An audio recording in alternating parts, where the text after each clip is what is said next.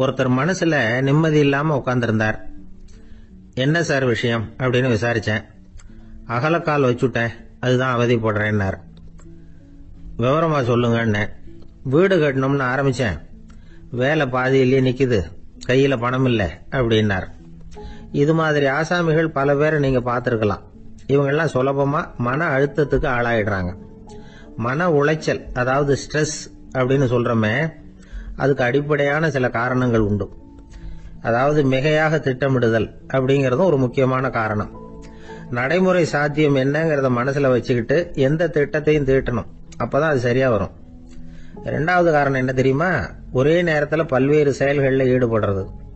தொலைபேசியில பேசிக்கிட்டே கையில் இருக்கிற கடிதத்தை படிச்சுக்கிட்டே எதிரில் உட்காந்துக்கிட்டு இருக்கிறவருக்கும் அப்பப்போ பதில் சொல்லிக்கிட்டு மனசுல பல்வேறு சிந்தனைகளை அப்படியே ஓட விட்டுக்கிட்டு இருக்கிறது, இதுவும் மன அழுத்தத்தை உண்டாக்குது. மூணாவது காரணம், எதிலேயும் வெற்றி மட்டும் எதிர்பார்க்கிற ஒருதலை பட்சமான ஆர்வம். நாம தொட்டதெல்லாம் வெற்றியாவே முடியணும் அப்படின்னு எதிர்பார்க்கிறவங்க ஏதாவது ஒண்ணுல தோல்வியை கண்டா தோண்டு போயிடுறாங்க. எப்படியும் முடியலாம்ங்கிற எண்ணம் ஏற்கனவே நமக்குள்ள இருந்துட்டுதுன்னா அந்த அவஸ்தை வராது. அதனால அதுவும் நம்ம வளர்த்து கொள்ள வேண்டிய ஒரு குணம். மன உளைச்சல் ஏற்படுறதுக்கு இன்னொரு காரணம், எதையும் வேகமா செஞ்சுடணும் அப்படிங்கிற துடிப்பு.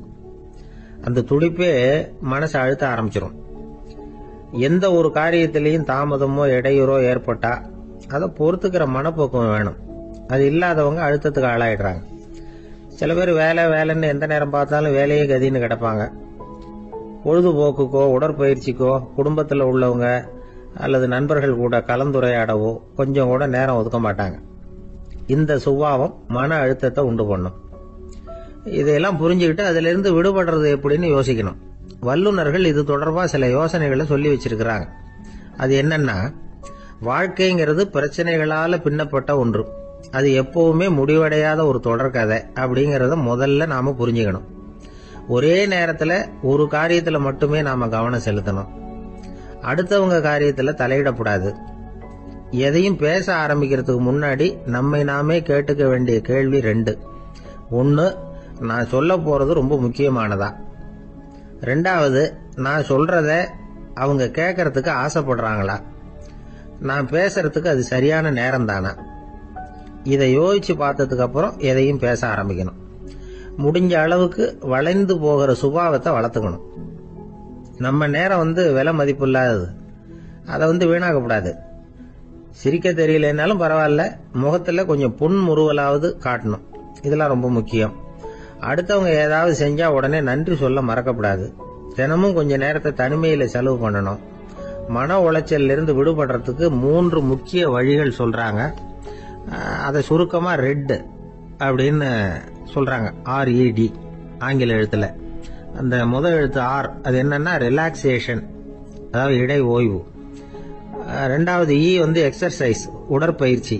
3வது டயட், திட்டமிட்ட உணவு முறை. அதனால தியானம், மூச்சு பயிற்சி இதெல்லாம் இந்த இடை ஓய்வுக்கு வழிகள். எந்த வேலையையும் தொடர்ந்து செய்யக்கூடாது. எல்லார்கிட்டையும் கலகலப்பா பழகணும். மாசத்துக்கு ஒரு நாளாவது குடும்பத்தோடு வெளியில போயிட்டு வரணும். சுலபமான உடற்பயிற்சிகளை செய்யலாம். உடற்பயிற்சிங்கிறது நமக்காக நாம செய்கிற ஒரு நீண்ட கால முதலீடு அப்படின்னு சொல்லுவாங்க. அதாவது லாங் டேர்ம் இன்வெஸ்ட்மெண்டா. அளவோட சாப்பிடணும், மெதுவா சாப்பிடணும். இதெல்லாம் கொஞ்சம் மனசுல வச்சுக்கிட்டு நடந்துக்கிட்டா மகிழ்ச்சியா வாழலாம். சில பேர் சாப்பாட்டு விஷயத்துல ரொம்ப அக்கறை எடுத்துக்கிறது உண்டு. ஒரு குண்டு ஆசாமி சாப்பிட உட்கார்ந்தார். முதல்ல ஒரு மாத்திரை சாப்பிட்டார். எதுக்குன்னு கேட்டோம். பசி எடுக்கிறதுக்குன்னார். சாப்பிட்டு முடிச்சார். பிறகு மறுபடியும் ஒரு மாத்திரை சாப்பிட்டார். இது எதுக்குன்னு கேட்டோம். சாப்பிட்டது ஜீரணமாகறதுக்கு அப்படின்னார். ஒரு நீதிமன்றம், அங்க ஒரு கொலை வழக்கு சம்பந்தமா விசாரணை நடந்துகிட்டு இருக்குது. அந்த வழக்கறிஞர் ரொம்ப தீவிரமா வாதாடிட்டு இருக்கிறார். தன்னுடைய கட்சிக்காரர் நிரபராதிங்கிறது அவருக்கு நல்லா தெரியும். அதனாலதான் அவர் சார்பா வாதாடுறதுக்கே ஒத்துக்கிட்டார். அப்படி அவர் மும்முரமா வாதாடிக்கிட்டு இருக்கிற சமயத்துல அவசரமா தந்தி ஒண்ணு சேர்ந்தது. அதை வாங்கி படிச்சு பார்த்தார். அதுக்கப்புறம் அதை மடிச்சு தன்னுடைய கோட்டு பையில வச்சுக்கிட்டு தொடர்ந்து வாதாட ஆரம்பிச்சிட்டார். பேசி முடிச்சாரு. அதுக்கப்புறம் அங்க கோர்ட்ல இருந்த சக வக்கீல்கள் அவர்கிட்ட வந்தாங்க. தந்தி ஒண்ணு என்ன விஷயம் அப்படின்னு விசாரிச்சாங்களாம். அப்போ அவர் சொல்லியிருக்கிறார், ஊரில் சிகிச்சைக்காக போயிருந்த என்னுடைய மனைவி இறந்து போனதா தந்தி வந்திருக்குது அப்படின்னாராம். மற்ற வக்கீல்களுக்கு அதிர்ச்சி. என்னங்க இது, மனைவி இறந்ததை விட கேஸு முக்கியமா உங்களுக்கு அப்படின்னு கேட்டிருக்கிறாங்க. இறந்து போன என் மனைவி மறுபடியும் திரும்பி வர போறதில்ல. ஆனா என்னுடைய கட்சிக்காரர் ஒரு கொலை வழக்கில் மாட்டிக்கிட்டார். அவரும் நிரபராதி. அவர் உசுரை நான் காப்பாற்ற வேணாமா? இதுதான் என்னுடைய கடமை அப்படின்னாராம். இப்படி இவர் சொன்னதும் எல்லாரும் அப்படியே திகைச்சு போய் நின்றுட்டாங்களாம். சரி, கடமைக்கு முக்கியத்துவம் கொடுத்த அந்த வழக்கறிஞர் யார் தெரியுமா? அவர் தான் இரும்பு மனிதர் சர்தார் வல்லபாய் பட்டேல். குஜராத் மாநிலத்தில் 1875 அக்டோபர் 31 அன்றைக்கு ஜாவேரி பாய் அப்படிங்கிறவருக்கு 4வது பிள்ளையா அவர் பிறந்தாராம். இந்த ஜாவேரி பாய் யார் தெரியுமா? ஜான்சி ராணி லட்சுமி பாய் போர் படையில ஒரு வீரரா பணிபுரிஞ்சவர். இளம் வயசுல வல்லபாய் பட்டேல் ரொம்ப சிரமப்பட்டு படிச்சிருக்கார். விடாமுயற்சி வெற்றியை கொடுத்தது. கல்லூரியிலையும் காலடி வச்சார். அதுக்கப்புறம் வக்கீல் பட்டத்தையும் வாங்கினார். பிரிட்டிஷ் ஆட்சி நடந்துகிட்டு இருந்த சமயம் குஜராத்தை சேர்ந்த பர்டோலி தாலுகாவில் விவசாயிகள் மேல அரசாங்கம் திடீர்னு நில வரியை வசதி விட்டுதான். ஏழை விவசாயிகள் ரொம்ப கஷ்டப்பட்டிருக்காங்க. அரசாங்கம் வரி செலுத்தாத விவசாயிகளின் நிலங்களை எல்லாம் ஜப்தி செஞ்சுதான். அரசாங்கத்தை எதிர்க்கிறவங்களை எல்லாம் கைது பண்ணி சிறையில் அடைச்சுட்டாங்களாம். சில பேர் வீடு வாசல் ஆடு மாட்டையெல்லாம் விற்று கூட வரி கட்ட வேண்டிய நிலைமைக்கு ஆளாயிட்டாங்க. வழக்கறிஞர் வல்லபாய் பட்டேல் நில வரியை உடனே ரத்து பண்ணணும் அப்படின்னு பம்பாய் கவர்னருக்கு ஒரு கடிதம் எழுதினார். எந்த பலனும் இல்லை. உடனே எல்லா விவசாயிகளையும் அணி திரட்டினார். அதுக்கு தானே தலைமை தாங்கினார். சத்தியாகிரகம் நடத்தினார். அந்த பகுதியில் எந்த வேலையும் நடக்கல. வேற வழி இல்லை. ஆட்சியாளர்கள் உடனே வரியை ரத்து பண்ணாங்க. சிறையில் இருந்தவங்களெல்லாம் வெளில விட்டாங்க. 1928 ஆகஸ்ட் 6 சர்க்காருக்கும் விவசாயிகளுக்கும் இடையில ஒரு உடன்பாடு ஏற்பட்டது. அதுக்கப்புறம் தான் நிலைமை சரியா போச்சான். வல்லபாய் பட்டேலின் பொது சேவையை பாராட்டின பொதுமக்கள் அவருக்கு சர்தார் அப்படிங்கிற பட்டத்தை கொடுத்தாங்களாம். சர்தார்னா தலைவர் அல்லது தளபதினு அர்த்தம். இரும்பு மனிதர்னு இவருக்கு பேர். இருந்தாலும் நகைச்சுவை உணர்வும் இவருக்கு நிறைய உண்டு. ஒரு தடவை ஒரு பத்திரிகை நிருபர் வந்திருக்கார். சர்தார் பட்டேல் கிட்ட அவருக்கு பிடிச்ச பண்பாடு கலாச்சாரம் எது அப்படின்னு கேட்கணும்னு ஆசை. அதனால அவரை பார்த்து கேட்டாராம், ஏங்க உங்களுக்கு பிடிச்ச கல்ச்சர் எது அப்படின்னு கேட்டிருக்காரு. இதுக்கு சர்தார் பட்டேல் சொன்ன பதில் என்ன தெரியுமா? எனக்கு பிடிச்ச கல்ச்சர் அக்ரிகல்ச்சர் அப்படின்னாராம். கத்திய தீட்டாதே புத்திய தீட்டு அப்படின்னு ஒரு பெரியவர் புத்தி சொன்னார். அதை கேட்ட ஒரு இளைஞன், அது எப்படி பெரியவரை புத்திய தீட்டுறது? கத்திய தீட்டுன்னு சொன்னா ஒரு கருங்கல்ல கத்திய தேய்க்கலாம்.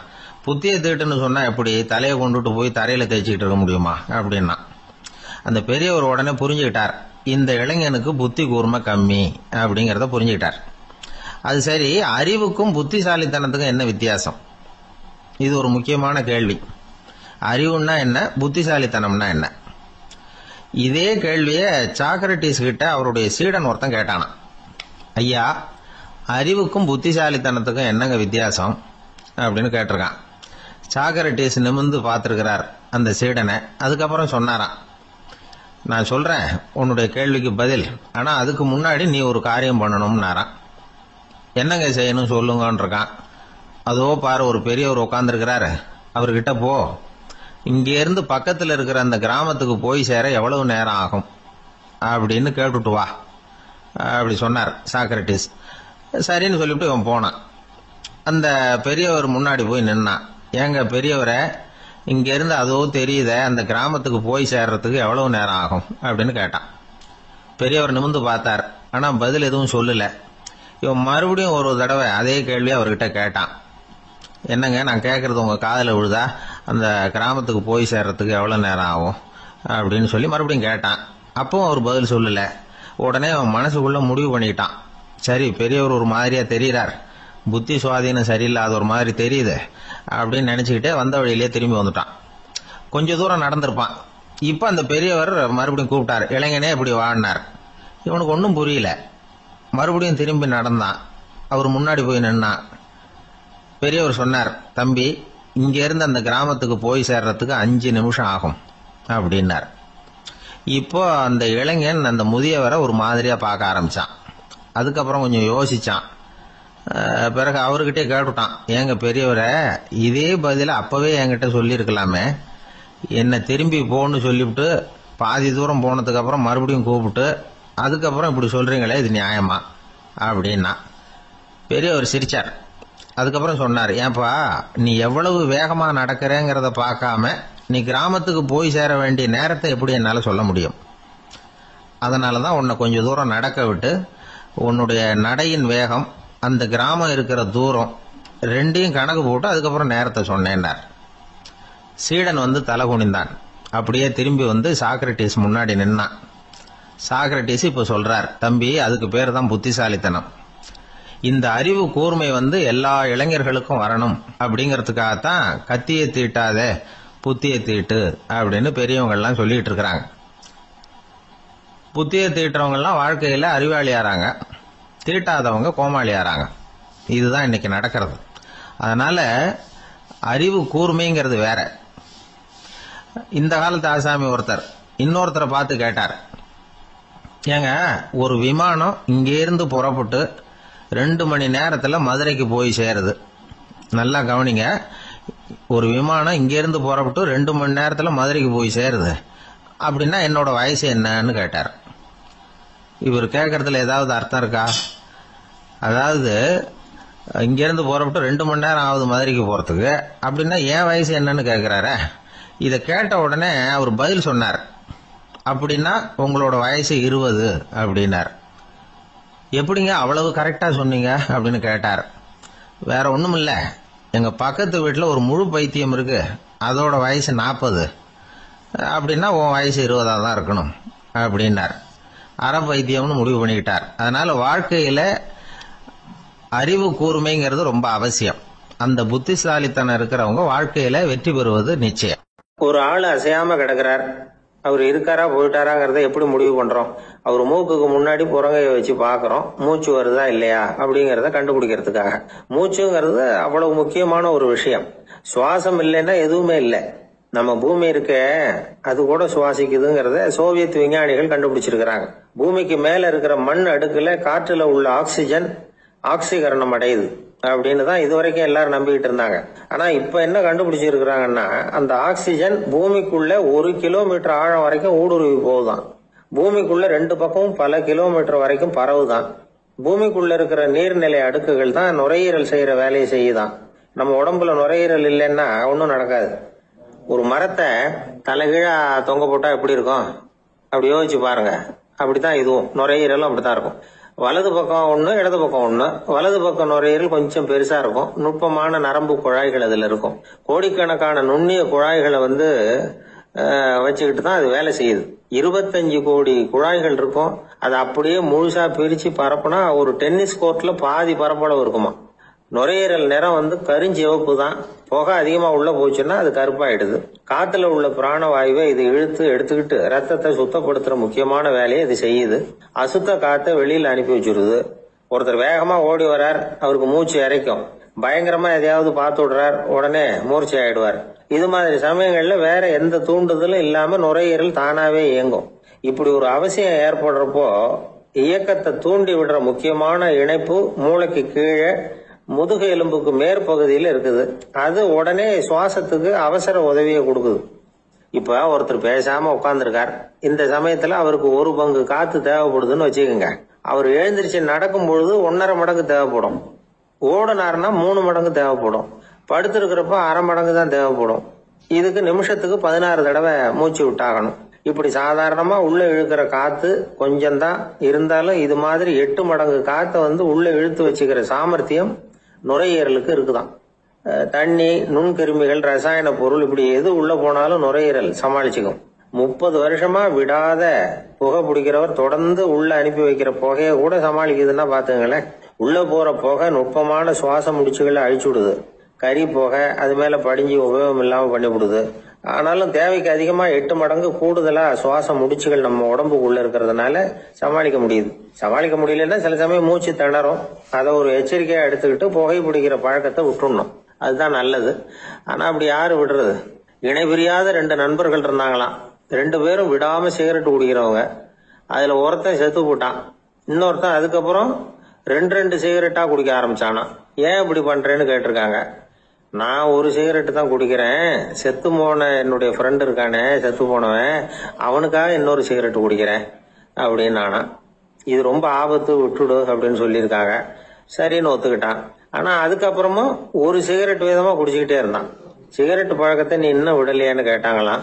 அந்த பழக்கத்தை நான் எப்போ விட்டுட்டேன், இப்ப நான் குடிக்கிறது என் ஃப்ரெண்டுக்காக அப்படின்னு நானும். இவங்கெல்லாம் எப்படி திருந்துறது? ஒரே ஒரு ஊர்ல ஒரு அம்மா இருந்தாங்க. அந்த அம்மாவுக்கு ஒரே ஒரு பிள்ளையாண்டான்.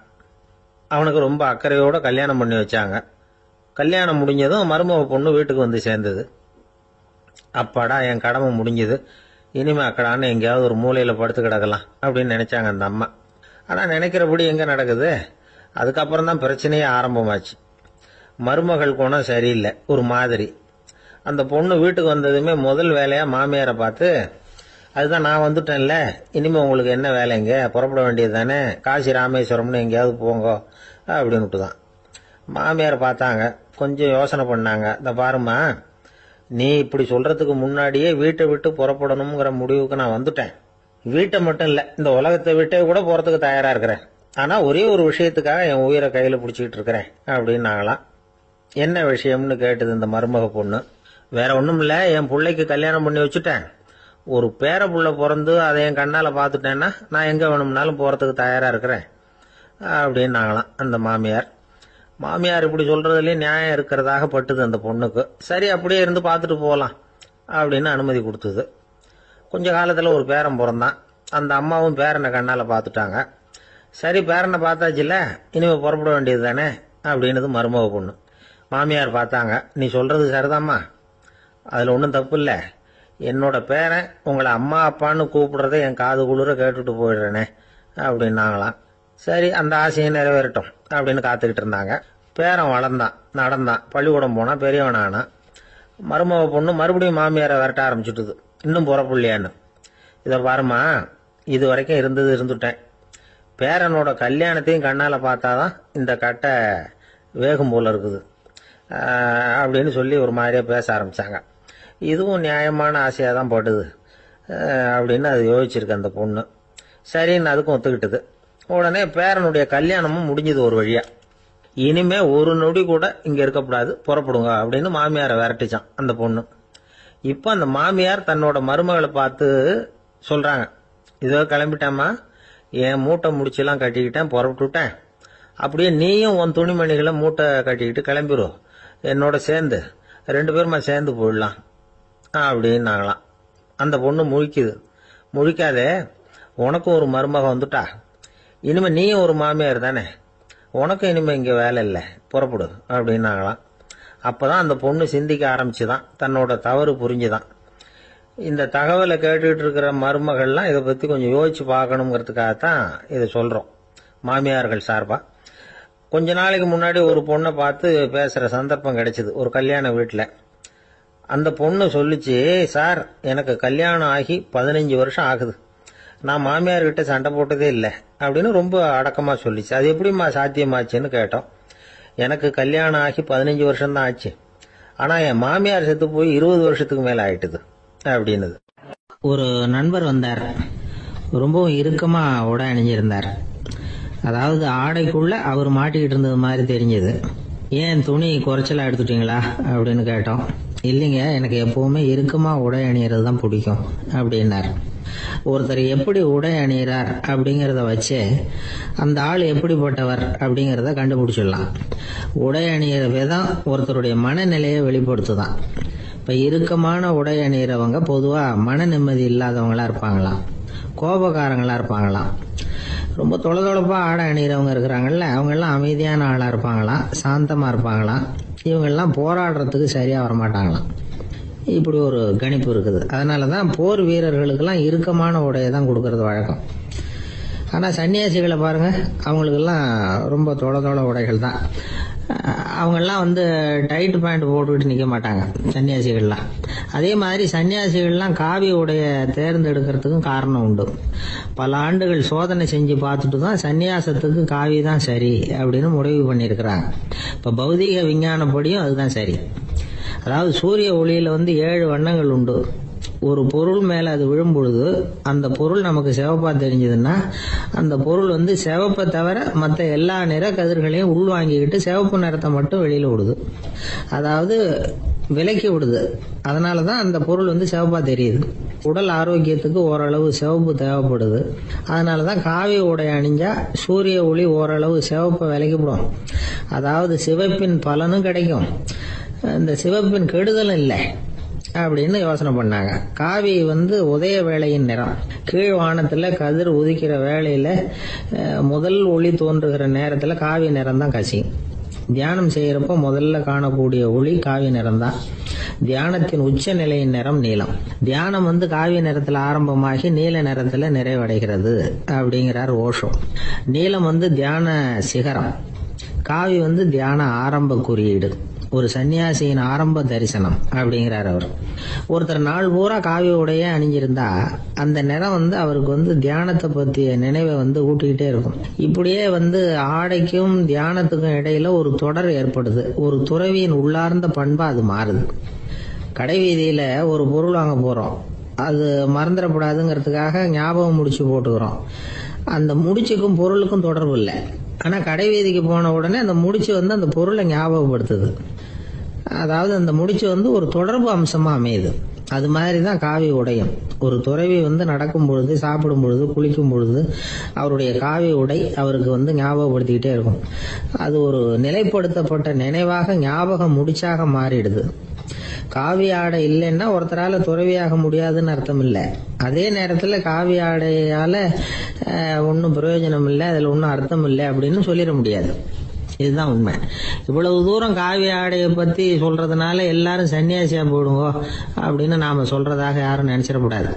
மனசுக்கும் நிறத்துக்கும் உள்ள சம்பந்தத்தை தெரிஞ்சுக்கிறதுக்காக தான் இவ்வளவு. நமக்கு தெரிஞ்ச நண்பர் ஒருத்தர் இருக்கிறார், ஆபீஸ்ல வேலை பார்க்கிறவர். ஒவ்வொரு மாசமும் 20ஆம் தேதிக்கு பிறகு அவரை போய் பாத்தீங்கன்னா காவி உடை அணிஞ்சுக்கிட்டு, கண்ணை மூடிக்கிட்டு, கை ரெண்டையும் விரிச்சு வச்சுக்கிட்டு தியானத்திலேயே உட்காந்துருப்பாரு. ஏன் இப்படி பண்றீங்கன்னு கேட்டேன். அதாவது 20ஆம் தேதிக்கு பிறகு என் கையில ஒரு பைசா கூட கிடையாது, ஒரு சன்னியாசி லெவல்ல இருக்கிறேன், என்கிட்ட எதுவும் செலவுக்கு கேட்காத அப்படின்னு என் மனைவிக்கு நாசூக்கா உணர்த்துறதுக்காக அப்படி உட்காந்துருப்பேன் அப்படின்னு விளக்கம் கொடுக்கிறார் அவர். ஒரு ஊர்ல ஒரு கோயில் இருந்தது, ரொம்ப பழைய கோயில். உள்ள போறதுக்கே பயமா இருக்கும், எந்த நேரத்துல இடிஞ்சு விழுந்துருமோ அப்படிங்கிற பயம். அப்படி இருந்ததுனால யாரும் துணிஞ்சு சாமி கும்பிடுறதுக்கு அங்க போறதில்ல. கோயிலுக்கு வர்ற கூட்டம் கொஞ்சம் கொஞ்சமா குறைய ஆரம்பிச்சுட்டுது. கோயில் நிர்வாகிகள் எல்லாரும் கூடி உட்காந்து பேசினாங்க. என்ன பண்ணலாம்னு யோசனை பண்ணாங்க. எந்த இடம் மோசமா இருக்கோ அந்த இடத்த பழுது பார்த்தாங்க.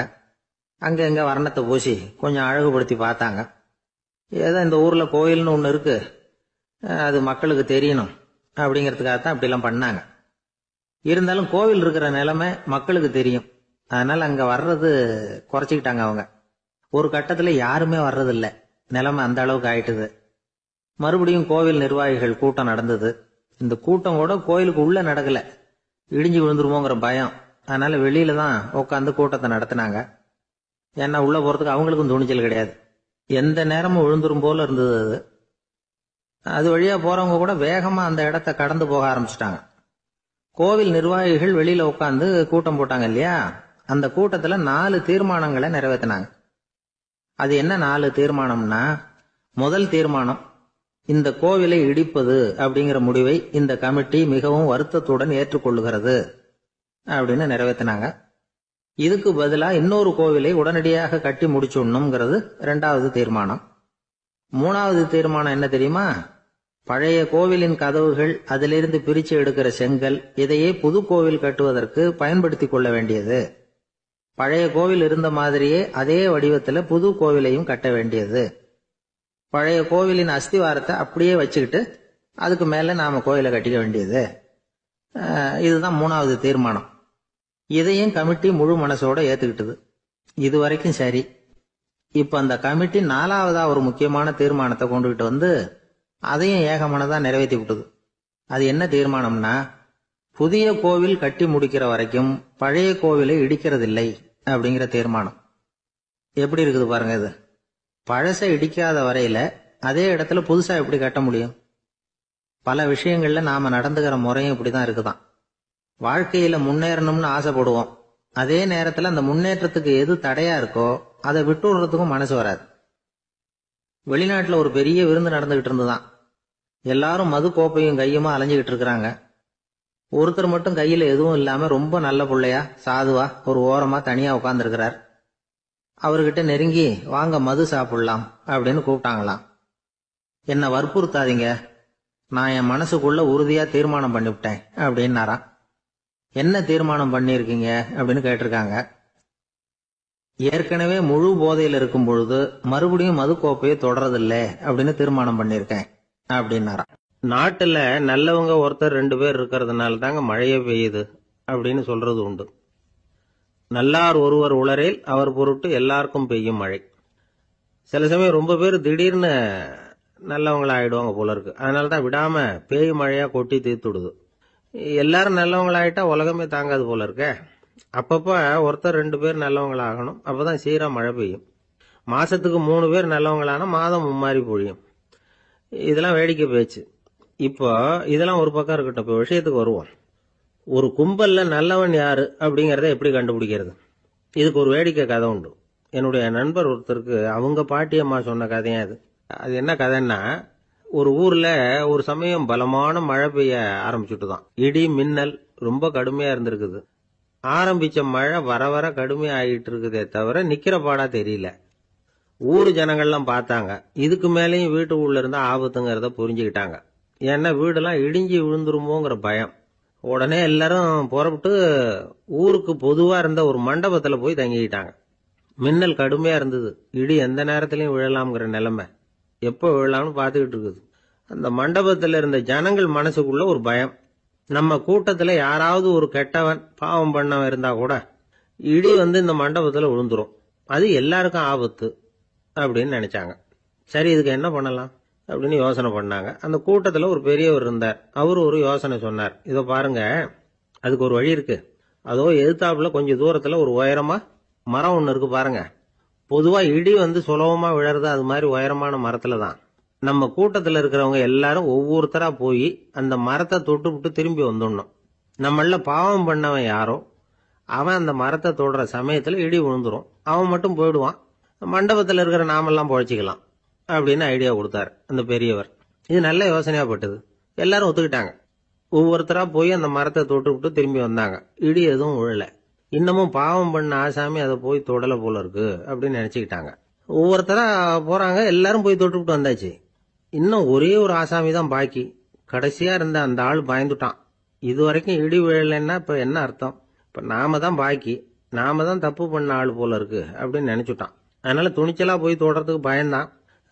தயங்கிக்கிட்டே இருந்தான். இருந்தாலும் மற்றவங்க எல்லாம் சும்மா இருப்பாங்களா? கட்டாயப்படுத்தி கழுத்தை பிடிச்சி தள்ளாத குறையா அவனை தள்ளி விட்டாங்க. போய் தொட்டுட்டு வாடான்னு. அவன் நடுங்கிட்டே போய் அந்த மரத்தை தொட்டான். அதே வினாடி ஒரு பயங்கரமான மின்னல் இடி விழுந்துட்டுது. எங்க விழுந்தது தெரியுமா? அந்த ஆள் மேல இல்ல, மண்டபத்துல விழுந்தது. மண்டபத்துல இருந்தவங்க பூரா காலி. அந்த ஒரு ஆள் மட்டும் பொழைச்சிக்கிட்டான். இந்த ஒரு ஆளை காப்பாத்துறதுக்காக தான் இடி மண்டபத்துல விழாம இருந்திருக்குது. இதுதான் கதை. அதனால நல்லவங்க எப்படியும் தப்பிச்சுக்குவாங்க அப்படிங்கிறது ஒரு நீதி. ஒருத்தன் அப்படிதான் தெருவில் நடந்து போய்கிட்டு இருந்தான். ரொம்ப நல்லவன். எதிரில் ஒருத்தன் சைக்கிள்ல வந்துகிட்டு இருந்தான். அதுல மோதி இவன் கீழே விழுந்துட்டான். சைக்கிள்காரன் உடனே இறங்கி இவனை தூக்கி விட்டான். இவன் எழுந்திரிச்சு அவனை முறைச்சி பார்த்தான். அப்படி பார்க்காதீங்க சார், நீங்க ரொம்ப புண்ணியம் பண்ணிருக்கீங்க, அதுதான் இப்போ சைக்கிள்ல மோதிக்கிட்டீங்க அப்படின்றான். என்ன அப்படி சொல்றேன் நானா? இவன் 10 நிமிஷத்துக்கு முன்னாடி நான் லாரி ஓட்டிட்டு வந்தேன், அப்போ நீங்க எதிரில் வந்திருந்தீங்கன்னா என்ன ஆயிருக்கும் அப்படின்னானா அவன். ஒரு ஊர்ல ஒருத்தர் இருந்தார். ரொம்ப நல்லவர். யாருக்காவது ஏதாவது கொடுத்துக்கிட்டே இருப்பார். கொடையாளி. தினமும் யாராவது ஒருத்தருக்கு ஏதாவது கொடுக்கலன்னா அவருக்கு தூக்கம் வராது. அப்படி ஒரு பழக்கம். அது மட்டும் இல்ல, அவர் கொடுக்கறது அடுத்தவங்களுக்கு தெரியாது. அவ்வளவு ரகசியமா அதை கொடுப்பார். வலது கை கொடுக்கறது இடது கைக்கு தெரியக்கூடாதுன்னு சொல்லுவாங்கல்ல, அது மாதிரி அவர். ஒரு நாள் ராத்திரி அவர் ஏற்கனவே தயாரா கட்டி வச்சிருந்த பணம் முடிச்ச கையில எடுத்துக்கிட்டு வீட்டை விட்டு வெளியில வந்தார். தெருவில் இறங்கி நடந்தார். இன்னைக்கு யாருக்கு தர்மம் செய்யறது அப்படின்னு யோசனை பண்ணிட்டு இருட்டில் நடந்து வந்துகிட்டு இருக்கிறார். யாரோ ஒருத்தர் எதிரில் வர்றது மாதிரி தெரிஞ்சுது. உடனே அவர் கிட்ட போனார். தன்கிட்ட இருந்த பணம் முடிச்சு அவசரமா அவர் கையில திணிச்சுட்டு திரும்பி வந்துட்டார். அப்பாடா, ஒரு வழியா யாருக்கும் தெரியாம இன்னைக்கு தர்மம் பண்ணியாச்சு அப்படிங்கிற மகிழ்ச்சி, மன நிறைவு அவர் முகத்துல. நிம்மதியா தூங்கினார். அப்புறம் எழுந்திருச்சார். மறுநாள் காலையில ஊரு பூரா ஒரே பேச்சு. என்ன பேச்சுன்னா, நேற்று ராத்திரி ஒரு திருடன் கையில யாரோ பணத்தை கொடுத்துட்டு போயிருக்கிறாங்க அப்படின்னு எல்லாரும் பேசிட்டு இருக்கிறாங்க. இதை கேள்விப்பட்டதும் அந்த பெரியவருக்கு ரொம்ப வருத்தமா போச்சு. அடடா, போயும் போயும் ஒரு திருடனுக்கா உதவி பண்ணிருக்கிறோம், பிரயோஜனம் இல்லாம போட்டுதே அப்படின்னு நினைச்சார். சரி, இன்னைக்கும் யாருக்காவது உதவி பண்ணணும் அப்படின்னு முடிவு பண்ணினார். ராத்திரி நேரம் வந்தது.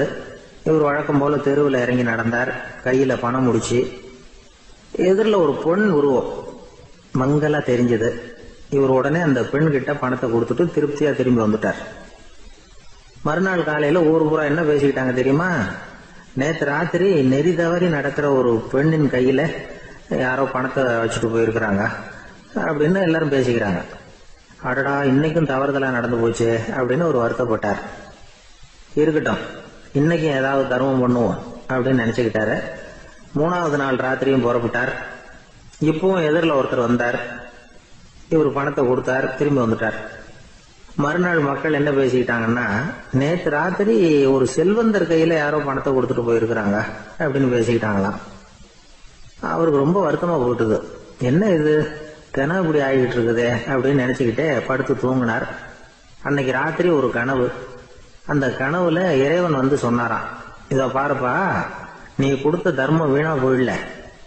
உன்கிட்ட பணம் வாங்கின அந்த திருடன் திருந்திட்டான், அந்த பொண்ணும் திருந்திட்டா, அந்த செல்வந்தனும் கொடையாளி ஆயிட்டான், எல்லாருக்கும் உதவி பண்ண ஆரம்பிச்சுட்டான் அப்படின்னு சொன்னாராம். இந்த கதையை சொன்னவர் யாருன்னா நபிகள் நாயகம். இதுல உள்ள கருத்து என்னன்னா, நல்ல மனசோட தர்மம் பண்ணுனா அது வீணா போறதில்லை. இன்னொரு கருத்து, தர்மம் வந்து தன்னை மட்டுமல்ல அடுத்தவங்களையும் தீமையிலிருந்து காப்பாற்றும். இதுதான் நாம புரிஞ்சுக்க வேண்டியது. இந்த காலத்திலயும் இது மாதிரி சில சம்பவங்கள் நடக்கிறது உண்டு. ஒரு பெரியவர் இருட்டில் நடந்து வந்துகிட்டு இருந்தாரு. எதிரில் வந்த ஒருத்தன் வலுக்கட்டாயமா இவர் கையை பிடிச்சி ஒரு பண முடிப்பை கொடுத்து வச்சுக்க சொல்லிவிட்டு விலைக்கு போயிட்டான். பெரியவருக்கு ஆச்சரியம். இந்த காலத்திலயும் இப்படி வலது கை கொடுக்கறது இடது கைக்கு தெரியக்கூடாதுன்னு நினைக்கிற கொடையாளிகள் உண்டு போல இருக்கு அப்படின்னு யோசனை பண்ணிக்கிட்டே நடந்தார். கொஞ்ச தூரம் போயிருப்பாரு. அதுக்குள்ள அதே ஆள் திரும்பி வந்தான். கொடுத்த பண முடிப்பை திருப்பி கொடுங்க அப்படின்னு கேட்டு வாங்கிட்டான். இவருக்கு ஒன்றும் புரியல. ஏன் இப்படி பண்றேன்னார்.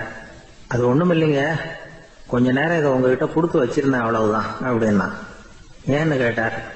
என்னை பின்னாடி போலீஸ் தேடிக்கிட்டு வந்துகிட்டு இருக்குது, அதுதான் அப்படி பண்ணேன், இப்போ போயிட்டுது, இனிமே ஒன்றும் பயம் இல்லை அப்படின்னு சொல்லிவிட்டு அவன் பாட்டுக்கு நடந்து போறான். ஒருத்தர் இருக்கார், நல்ல உத்தியோகத்துல தான் இருக்கிறார். ஆனா எப்ப பார்த்தாலும் முகத்தை வெறுப்பா வச்சிருப்பார். அப்படியே வருவார் போவார். ஏன் சார் இப்படி இருக்கிறீங்க அப்படின்னு விசாரிச்சோம்.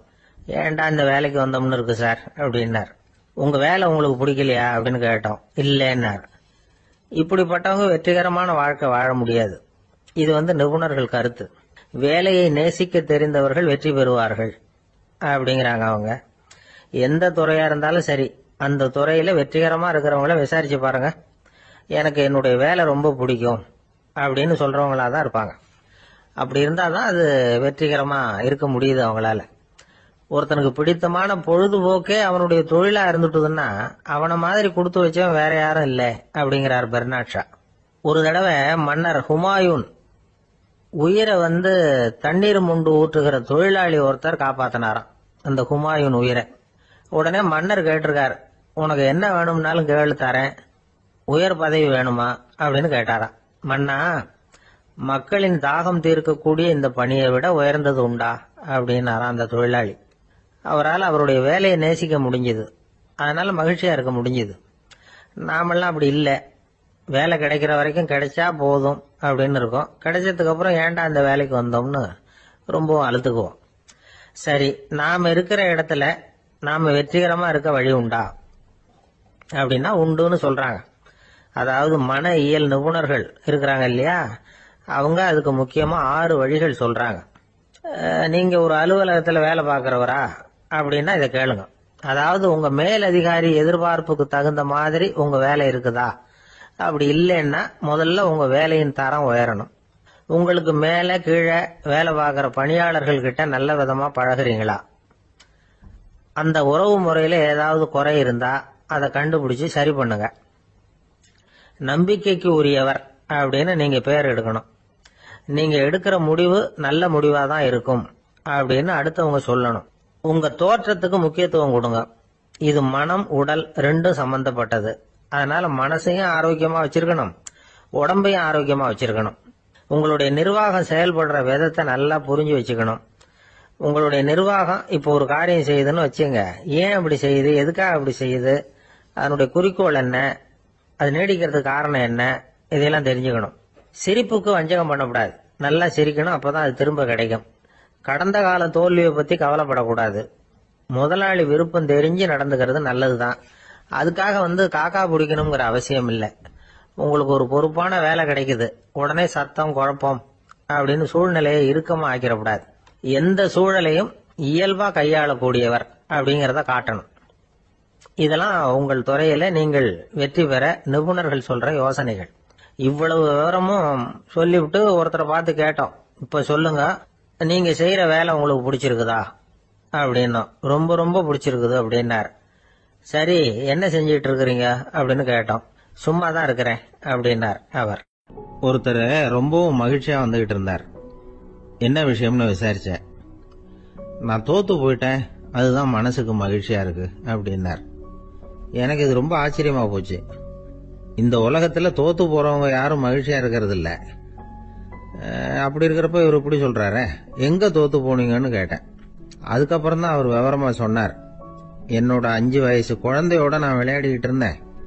அந்த விளையாட்டுல என் குழந்தை ஜெயிச்சுட்டுது, நான் தோத்து போயிட்டேன் அப்படின்னார் ரொம்ப உற்சாகமா.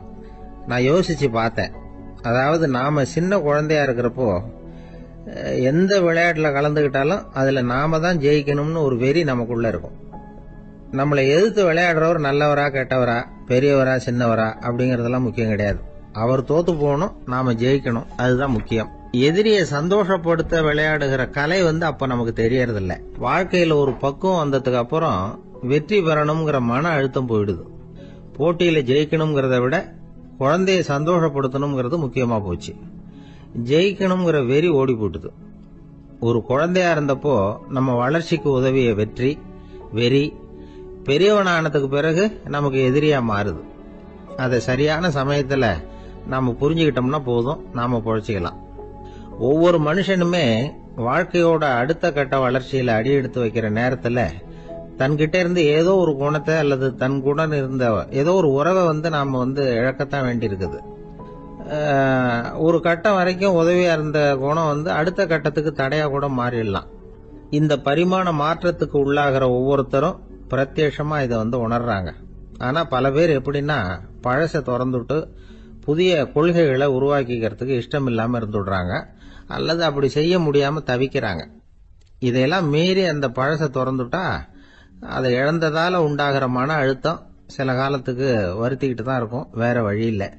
ஆரோக்கியமான ஒரு முன்னேற்றத்துக்காக அந்த மன அழுத்தத்தை தாங்கிக்கத்தான் வேணும் அப்படிங்கிறாரு அந்த உலக புகழ்பெற்ற மேதை ஒருத்தர், இந்த ஸ்காட் பெக் அப்படிங்கிறவர். பிறந்த நாள் முதல் இதுதான் சரி அப்படின்னு கற்பிக்கப்பட்டு வந்த ஒவ்வொரு தத்துவத்தையும் தங்களுடைய வளர்ச்சிக்கு தகுந்த மாதிரி மாற்றி அர்த்தப்படுத்தி கொள்ள முடியாமல் வாழ்க்கை சூழல்ல அப்படியே அரைப்பட்டு தூளாகிறவர்கள் தான் ரொம்ப தவிக்கிறாங்களாம். இதுதான் அவருடைய கருத்து. பெரும்பாலும் மனிதர்களுடைய நடுத்தர வயசுல, அதாவது 30 தாண்டுகிற சமயத்துல தான் இந்த தவிப்பு உண்டாவுதான். இததான் மேற்கத்திய நாடுகள்ல அடிக்கடி மிட் லைஃப் கிரைசிஸ் அப்படின்னு சொல்றாங்க. அப்பப்போ பழசையெல்லாம் தொலைச்சு விட்டு புதுசு புதுசா பிறக்கிறதுக்கு கத்துக்கணும். ஒவ்வொரு நிமிஷத்தையும் அந்த நிமிஷத்துக்கு ஏற்ற சித்தாந்தம் கொண்டவர்களாக சந்திப்போம் அப்படிங்கிறார் அந்த உளவியல் நிபுணர்.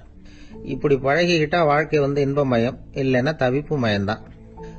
பழச தொலைக்க முடியாதவர்கள்ல எத்தனையோ பேர் உண்டு, எத்தனையோ ரகம் உண்டு. அதுல வேடிக்கையான நண்பர்களும் உண்டு. ஒருத்தர் நண்பர் வீட்டுக்கு போனார். அவரு ஏதோ இனிப்பு பலகாரம் கொடுத்து சாப்பிட சொல்லியிருக்கிறாங்க அவங்க வீட்டுல. இவர் சாப்பிட்டு பார்த்துட்டு சொன்னாராம், சார் 6 மாசத்துக்கு முன்னாடி ஒரு தடவை இங்க வந்தேன், அப்போ ஒரு இனிப்பு பலகாரம் கொடுத்தீங்க, அது இதை விட நல்லா இருந்தது சார் அப்படின்னாராம். அப்ப செஞ்ச அதே இனிப்பு பலகாரம் தான் சார் இதுவும் அப்படின்னாராம். ஐயா, உங்க பேரை தொடர்ந்து தினம் கேட்டுக்கிட்டு இருக்கிறேன் அப்படின்னாரு ஒருத்தர். தொடர்ந்து கேட்கறீங்களே, உங்களுக்கு காது வலிக்கலையா அப்படின்னு கேட்டோம். பேசுற உங்களுக்கே வாய் வலிக்கல அப்படிங்கிறப்போ கேட்கிற எங்களுக்கு எப்படி காது வலிக்கும் அப்படின்னார். நம்ம உடம்புல ஒரு அதிசயம் என்ன தெரியுமா? ரொம்ப நேரம் நாம நடக்கிறோம்னு வச்சுக்கோங்க, கால் வலிக்கும். ரொம்ப நேரம் வேலை செஞ்சா கை வலிக்கும், உடம்பு வலிக்கும். ரொம்ப நேரம் பார்த்துக்கிட்டே இருந்தா கண்ணு வலிக்கும். ரொம்ப நேரம் பேசிக்கிட்டே இருந்தா வாய் கூட வலிக்கும். ஆனா ரொம்ப நேரம் கேட்டுக்கிட்டே இருக்கிறதுனால காது வலிக்கிறது இல்ல. அதனால கேட்கறதுக்கு முக்கியத்துவம் கொடுத்தாங்க நம்ம பெரியவங்க. திருவள்ளுவர் தேவையில்லாம வார்த்தைகளை உபயோகப்படுத்த மாட்டார். ஒரு திருக்குறள்னு எடுத்துக்கிட்டாவே அதுல மொத்தம் 7 வார்த்தைகள், அவ்வளவுதான். அப்படி 7 வார்த்தைகள் மட்டுமே உள்ள ஒரு திருக்குறள்ல வள்ளுவர் ஒரே வார்த்தையை 5 தடவை உபயோகப்படுத்தியிருக்கிறார், திரும்ப திரும்ப பயன்படுத்தி இருக்கிறார். அப்படின்னா அதை எந்த அளவுக்கு வலியுறுத்தி சொல்றார் அப்படிங்கறத நாம புரிஞ்சுக்கணும். அது என்ன குறள்? செல்வத்துள் செல்வம் செவிச்செல்வம், அச்செல்வம் செல்வத்துள் எல்லாம் தலை. செவிச்செல்வம்ங்கிறது அவ்வளவு முக்கியமானது. கற்றலின் கேட்டல் நன்று. அதிகம் கேட்கணுங்கிறதுக்காகத்தான் எவ்வளவு கேட்டாலும் காது வலிக்கிறது இல்ல. குறைச்சலா பேசணும், அதிகமா கேட்கணும். இன்னொரு விஷயம் கவனிங்க.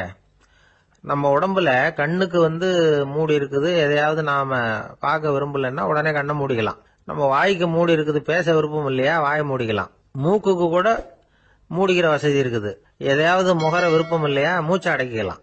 ஆனா பாருங்க, காதுக்கு மூடி கிடையாது. அதை கையால தான் மூட முடியும்.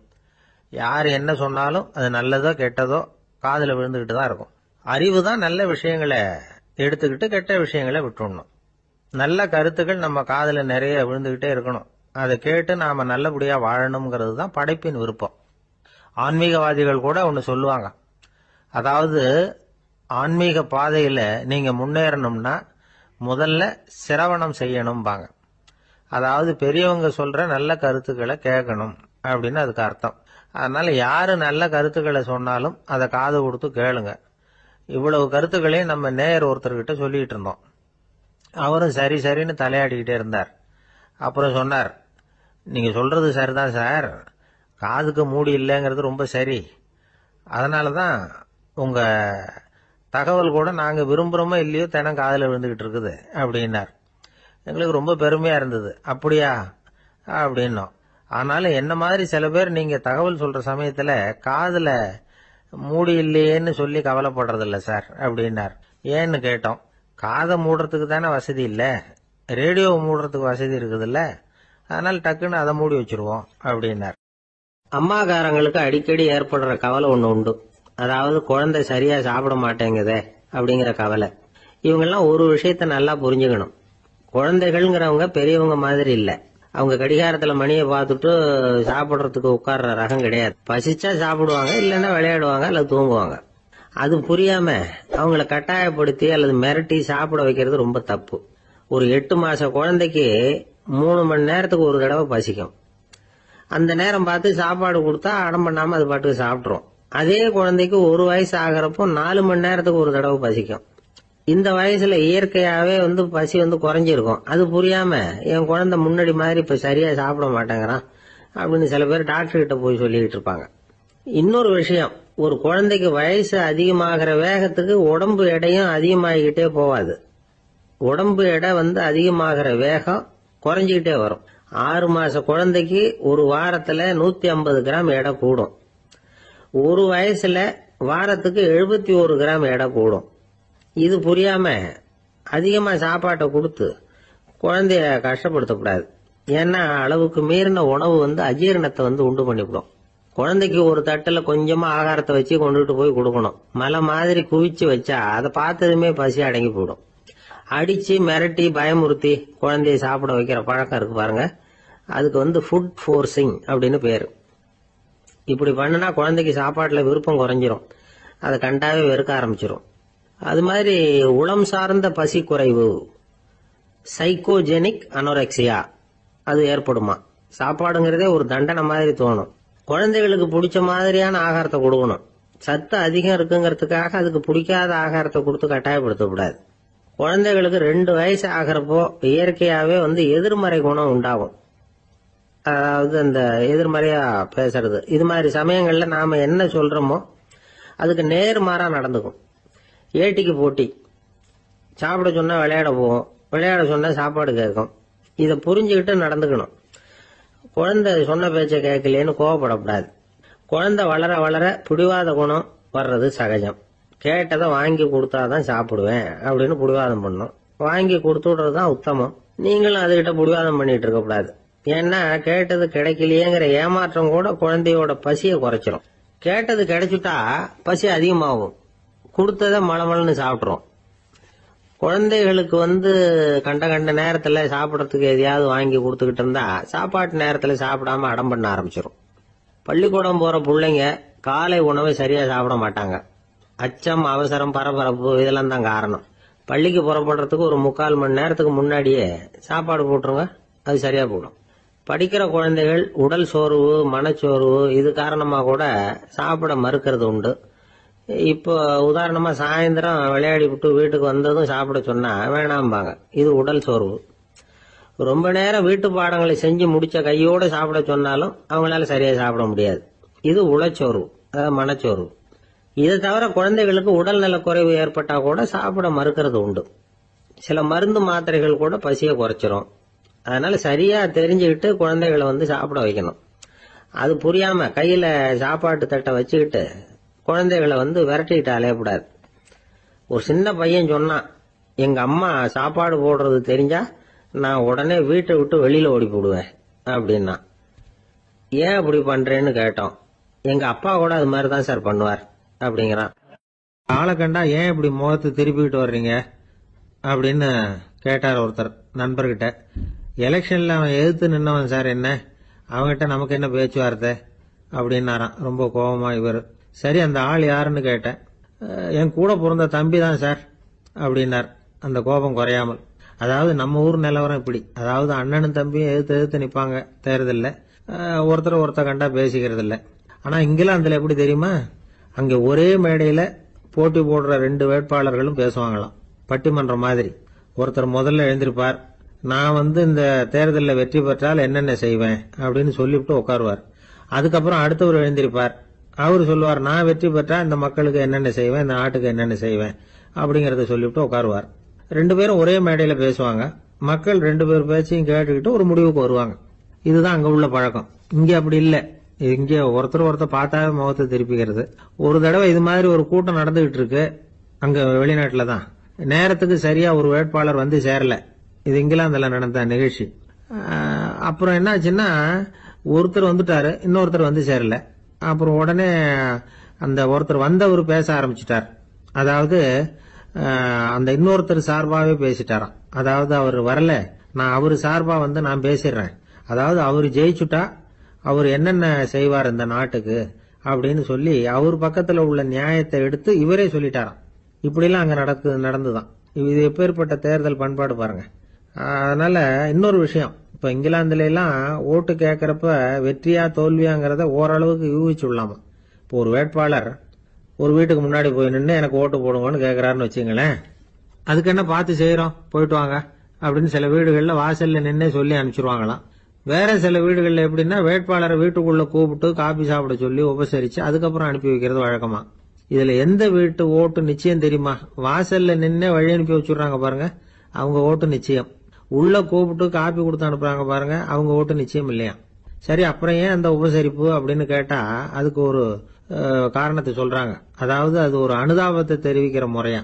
ஐயோ பாவம், நாம இவருக்கு ஓட்டு தான் போட போறதில்ல, இதையாவது செய்வோம், காப்பியாவது சாப்பிட்டு போகட்டும் அப்படிங்கிற எண்ணமா. இப்படி அந்த ஒரு பழக்கம். ஆக அந்த ஊர்ல நிறைய காப்பி சாப்பிடணும்னு ஒருத்தர் ஆசைப்பட்டா தேர்தலில் தோத்து போறதுக்கு தயாரா இருக்கணும்.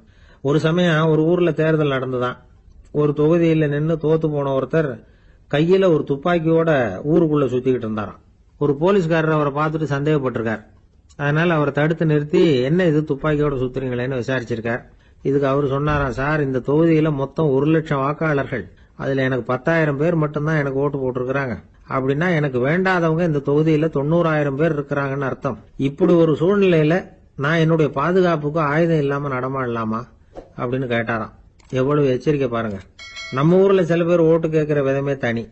ஒருத்தர் ரொம்ப சாமர்த்தியமா ஓட்டு கேட்பாராம். அவர் எப்படின்னா, ஒரு வீட்டுக்கு போறாருன்னு வச்சுங்களேன், அந்த நேரம் அந்த வீட்டுக்காரரு என்ன செஞ்சுட்டு இருக்கிறாரோ அதே வேலையை இவரும் கொஞ்ச நேரம் செய்வாராம், அவருக்கு ஒத்தாசையா. அதுக்கப்புறம் மெதுவா பேச்சு கொடுப்பார், ஓட்டு கேட்பார், இது மாதிரி எலெக்ஷன்ல நிக்கிறேன் கவனிக்கணும்னு. அது மாதிரி ஒரு தடவை அவர் போனப்ப அங்க அவர் என்ன பண்ணிட்டு இருக்காரு, வீட்டுக்கு பின்னாடி மாட்டு கொட்டையில பால் கறந்துட்டு இருக்காரு ஒரு பசு மாட்டுக்கிட்ட. அந்த வீட்டுல இவர் ஓட்டு கேட்க போனவர் இவர் ஓடி போய் இன்னொரு சொம்பை எடுத்துக்கிட்டு அதே மாட்டுக்கு இன்னொரு பக்கம் போய் உட்காந்துக்கிட்டு இவரும் பால் கறக்க ஆரம்பிச்சிட்டார். எதிர உட்காந்துட்டு இருக்காரு அவரு, இவர் இந்த பக்கம் உட்காந்துருக்காரு. கீழே கொஞ்சம் குனிஞ்சு பார்த்தா ஒருத்தர் முகத்தை ஒருத்தர் பார்க்கலாம். கொஞ்ச நேரம் ஆனதுக்கு அப்புறம் இவர் மெதுவா அவர்கிட்ட பேச்சு கொடுத்தாராம். இது மாதிரி நான் எலெக்ஷன்ல நிக்கிறேன், நீங்க ஓட்டு போடணும், அதுக்காக தான் வந்தேன்னாராம். அது முடியாதுங்களேன்னாராம் அவரு. ஏன்னு கேட்டிருக்கார். நான் இந்த வீட்டுக்காரன் இல்ல, நானும் உன்ன மாதிரி ஓட்டு கேட்க வந்தவன் தான் அப்படின்னு. ஒரு விவசாயி விதைக்கிறதுக்காக வயல்வெளி பக்கம் போறார். விதைகளை அள்ளி வீசினார். அப்ப என்ன ஆச்சுன்னா, சில விதைகள் பாதை ஓரத்துல விழுந்தது, சில விதைகள் முள் செடிகள் மண்டி இருந்த புதருக்கு இடையில விழுந்தது, சில விதைகள் நல்ல நிலத்துல விழுந்தது. பாதை ஓரத்துல விழுந்த விதை என்ன ஆச்சுன்னா, அதெல்லாம் பறவைகள் கண்ணில் போட்டுட்டுது. உடனே உட்காந்து கொத்தி தின்னுட்டு போட்டுது. அதிகமா மண் இல்லாத பாறை பகுதியில் விழுந்த விதையெல்லாம் லேசா வேர் விட்டு முளைக்க ஆரம்பிச்சுது. அதுக்கப்புறம் வேர் கீழேயும் ஆழமா போக முடியல, மேலேயும் சூரிய வெப்பம் அதிகம் தாங்க முடியல, எல்லாம் காஞ்சி கருகி போட்டுது. புதர் பகுதியில் சில விதைகள் விழுந்தது இல்லையா, முள் செடிகள் காடா மண்டி போயிருந்தது. அதனால முளைச்சு வர்ற செடிக்கு நெருக்கடி அதிகமா போட்டுது, சரியா வளர முடியல, விளைச்சலும் சரியா இல்லை.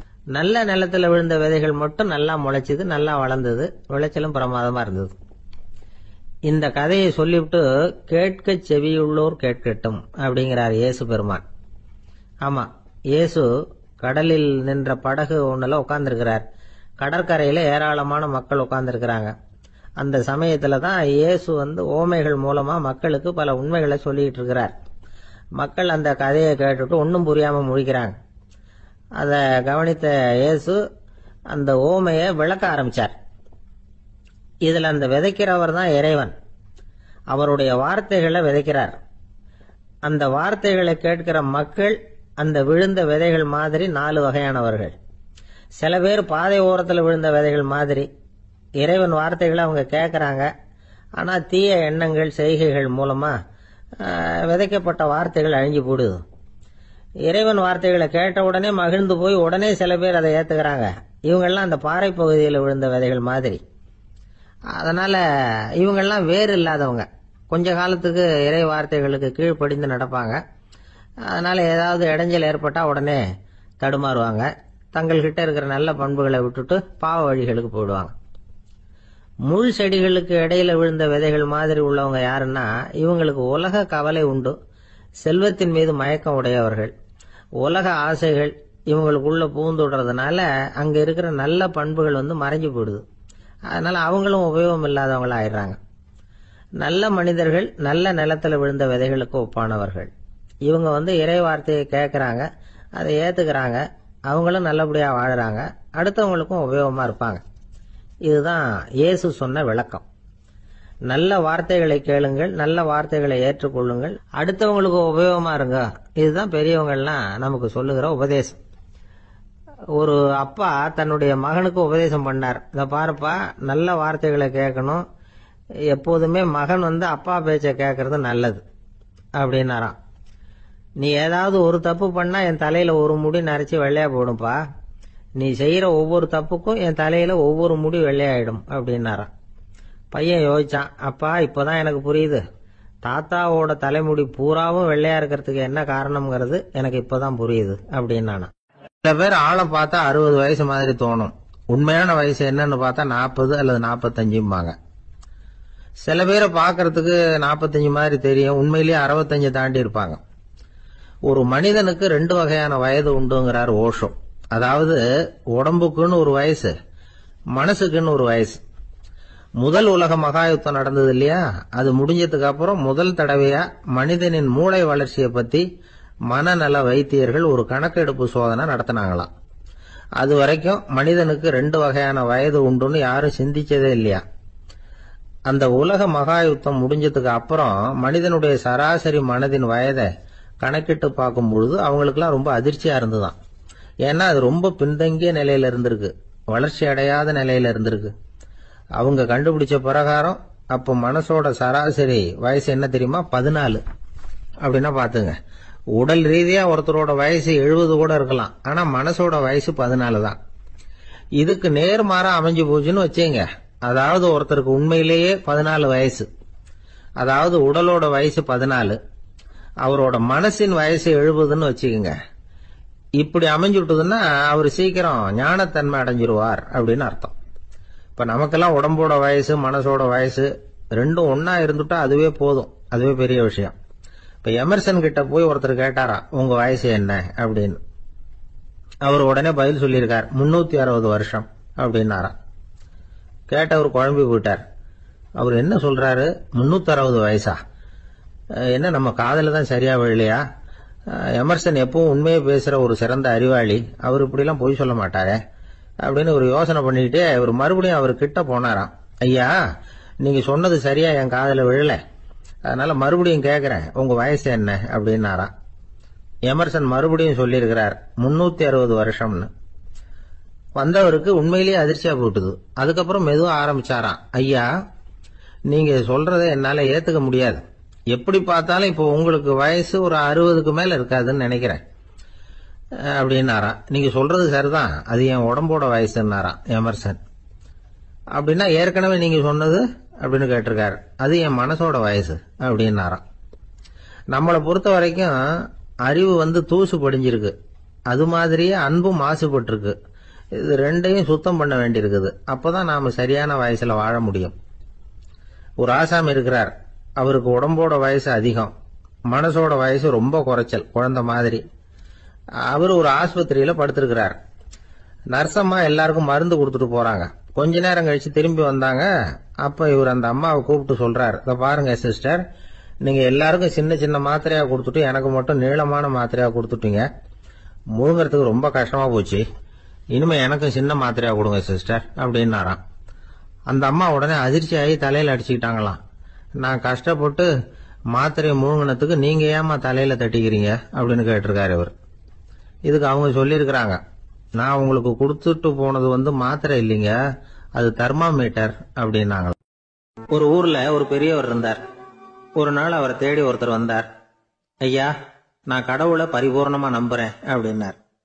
சரி, அந்த நம்பிக்கை உனக்கு எப்படி வந்ததுன்னு கேட்டார் இவர். அவர் சொல்ல ஆரம்பிச்சார். ஐயா, எனக்கு கல்யாணம் ஆகி 10 வருஷம் ஆச்சு, ஆனாலும் குழந்தை பாக்கியம் இல்லை. அதுக்கு என்ன காரணமா இருக்கும்னு நான் யோசனை பண்ணிட்டு இருந்தப்போ நண்பர் ஒருத்தர் ஒரு ஆலோசனை சொன்னார்.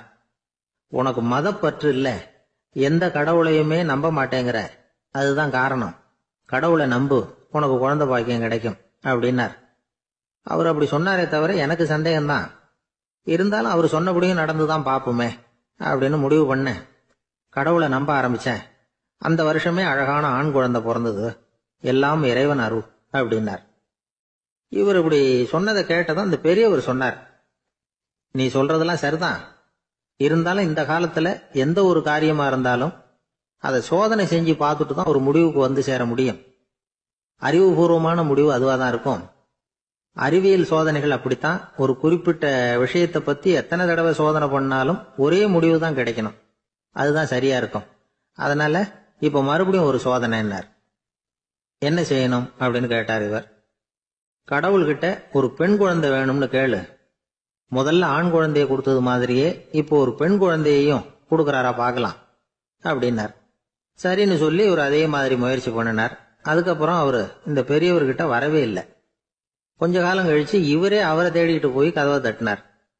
அவர் கதவை திறந்தார். என்ன ஆச்சு, கடவுள் கண் திறந்தாரா அப்படின்னு கேட்டார். அவரு, அந்த சமாச்சாரம்லாம் நமக்கு வேணாம் சார், முதல் தடவை அது ஏதோ தற்செயலா ஏற்பட்ட ஒரு சாதகம். இப்ப நீங்க 2வது தடவை சொன்ன பிறகு தினமும் கடவுளை வேண்டிக்கிட்டு தான் இருக்கிறேன், ஒன்னும் நடக்கல அப்படின்னார் ரொம்ப விரக்தியா. ஒரே ஒரு தோல்வியில உங்க நம்பிக்கையெல்லாம் பறந்து போயிடுது பாத்தீங்களா அப்படின்னார் அந்த பெரியவர். எல்லாம் நல்ல விதமா நடக்கிற வரைக்கும் நம்பிக்கை, எதிர்பார்த்தது தோல்வியில முடிஞ்சுட்டுதுன்னா அவநம்பிக்கை. மற்றவர்கள் பேர்ல வைக்கிற நம்பிக்கை எந்த நேரத்திலையும் விவகாரமாகி விடக்கூடிய சாத்தியம் உண்டு. நாம நம்பிக்கை வைக்க வேண்டியது நம்ம கிட்டதான், நமக்குள்ள இருக்கிறார் கடவுள். எனவே நம்ம பேர்ல நாம வைக்கிற நம்பிக்கை தான் உண்மையான கடவுள் பக்தி. நிபந்தனையற்ற நம்பிக்கையா அது இருக்கணும். எல்லாம் நல்லபடியா நடந்துகிட்டு இருந்தா எந்த முட்டாளுக்கும் நம்பிக்கை வரத்தான் செய்யும் அப்படிங்கிறது ஒரு பெரியவர் கருத்து. தியானத்தின் மூலமா தான் உனக்குள்ள ஆழமா தோண்டுனா உன்னுடைய அடி ஆழத்துல நம்பிக்கை அப்படி ஊற்றெடுக்கும், அதை பார்க்க முடியும் அப்படிங்கிறது பெரியவர்கள் சிந்தனை. ஒரு குழந்தை அப்பாவை பார்த்து என்னப்பா பண்றேன்னு கேட்டுதான். பிரார்த்தனை பண்ணிட்டு இருக்கிறேன்னாராம் அப்பா. பிரார்த்தனை பண்ணுனா என்ன கிடைக்கும் அப்படின்னு கேட்டுதான் குழந்தை. எல்லாம் கிடைக்கும் அப்படின்னாரு அப்பா. நீ வச்சிருக்கிறிய பேனா அது கூட கிடைக்குமான்னு கேட்டுதான் குழந்தை. கிடைக்குமேன்னு இருக்கார். அப்படின்னா அந்த பேனாவை என்கிட்ட கொடுத்துரு, நீ பிரார்த்தனை பண்ணி வேற பேனா வாங்கிக்கோ அப்படின்னு தான் அந்த குழந்தை. ஜெருசலேம் அங்க உள்ள ஒரு தேவாலயம், அதுல உள்ள பலிபீடத்தின் முன்னாடி ஒரு பெட்டி உண்டு. அது காணிக்கை பெட்டி. ஆலயத்துக்கு வர்றவங்க பிரார்த்தனை பண்ணிவிட்டு திரும்பி போற சமயத்துல அந்த பெட்டியில காணிக்கை போடுவாங்க. அவங்களால எவ்வளவு முடியுமோ அவ்வளவு போடுறது வழக்கம். அவங்கவுங்க வசதிக்கு தகுந்த மாதிரி போடுவாங்க. வசதி உள்ளவங்களா இருந்தாலும் சரி, வசதியே இல்லாத வறியவர்களா இருந்தாலும் சரி, ஆலய காணிக்கை பெட்டியில காசு போடுறது அவங்களுக்கு ரொம்ப பெருமையான ஒரு செயல். ஒரு சமயம் இயேசு தம்முடைய சீடர்களோடு அந்த ஆலயத்துக்கு வரார். அங்க உட்காந்து ரொம்ப நேரம் வழிபாடு பண்ணிட்டு இருக்கிறார். சீடர்களும் அந்த ஜபத்துல கலந்துகிட்டாங்க. வழிபாடு முடிஞ்சுது. இயேசு உட்கார்ந்துருக்கிறார். காணிக்கை பெட்டியில காசு போடுறவங்கள கவனிக்கிறார். சீடர்களும் அதையே கவனிச்சுக்கிட்டு இருக்கிறாங்க. ரொம்ப பேர் வரிசையா வந்தாங்க. அவங்களால முடிஞ்ச அளவுக்கு காசு போட்டுட்டு அவங்க பாட்டுக்கு போய்கிட்டு இருக்கிறாங்க. வசதியானவங்க நிறைய பேர் வந்தாங்க. அதுக்கு மத்தியில வயசான ஒரு அம்மா, அவங்களும் வந்து காசு போட்டுட்டு போறாங்க. இப்போ இயேசு தன்னுடைய சீடர்கள் பக்கம் திரும்பினார். ஒரு கேள்வி கேட்டார். இப்போ இந்த காணிக்கை பெட்டியில நிறைய பேர் வந்து காசு போட்டுட்டு போறத நீங்க கவனிச்சிங்க. இன்னைக்கு இந்த காணிக்கை பெட்டியில ரொம்பவும் அதிகமா காசு போட்டது யார் அப்படின்னு கேட்டார். முதல்ல வந்தார ஒரு பெரிய மனுஷன், அவர் தான் அதிகமா போட்டார் அப்படின்னாரு ஒருத்தர். மூணாவதா வந்தவர் தான் அதிகமா போட்டார், நான் கவனிச்சேன் அப்படின்னாரு இன்னொருத்தர். இப்படி ஆளுக்கு ஒரு விதமா சொல்றாங்க. கடைசியா இயேசு சொன்னாராம், இன்றைக்கு அந்த பெட்டியில அதிகமா காசு போட்டவங்க அந்த வயசான அம்மா தான் அப்படின்னாராம். சீடர்களுக்கு ஒன்றும் புரியல. அந்த அம்மா ரொம்ப ஏழையாச்சே, அவங்க எப்படி அதிகமா காணிக்கை செலுத்த முடியும் அப்படிங்கறது அவங்க சந்தேகம். இயேசு விளக்குனார். நிறைய பேர் வந்தாங்க, நிறையவே காசுகள் போட்டாங்க, அது உண்மைதான்.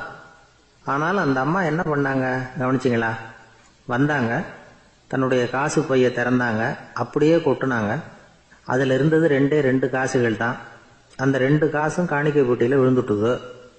மற்றவங்கெல்லாம் தங்கள்கிட்ட இருந்த செல்வத்தின் ஒரு சிறு பகுதியை எடுத்து பெட்டியில போட்டாங்க. ஆனா இந்த அம்மா தன்கிட்ட என்ன இருந்ததோ அதை அப்படியே போட்டுட்டாங்க.